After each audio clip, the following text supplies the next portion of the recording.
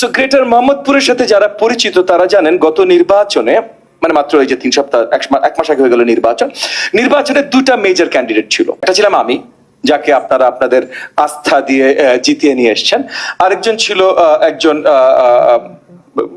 তার মেইন পরিচিতি ছিল একটু ধর্মীয় আলেম হিসেবে, সেটাও ভালো, কোনো এখানে মন্দের কিছু নেই। তবে সে তার বক্তব্যে পরিষ্কার করেছিল তার আগে যে সে বিশ্বাস করে নারীদের রাজনীতিতে কোনো জায়গা নেই, নেতৃত্বে কোনো জায়গা নেই, নারীদের জায়গায় নেই, এটা সে পরিষ্কার করেছে। তার বিশ্বাস, ভাই গণতান্ত্রিক সরকার ব্যবস্থা আমরা আছি, তার বিশ্বাস সে করতেই পারেন। কিন্তু দুটো মেজর ক্যান্ডিডেট এবং একজন মেজর ক্যান্ডিডেটের বিশ্বাস নারীদেরকে মুছে দাও সোশ্যাল সব প্ল্যাটফর্ম এবং ফোরাম থেকে, তার বিশ্বাসই এটা। তেমন একটা মিছিলের সামনে হঠাৎ করে একজন নারী আমাকে থামালেন, মানে পুরো মিছিলটাই থামালেন। অবভিয়াসলি উনি একজন ভোটার, উনি থামালে আমরা থামবো। তো থামিয়ে বললেন যে আপনার মিছিলের সম্মুখে কোনো নারী নাই কেন?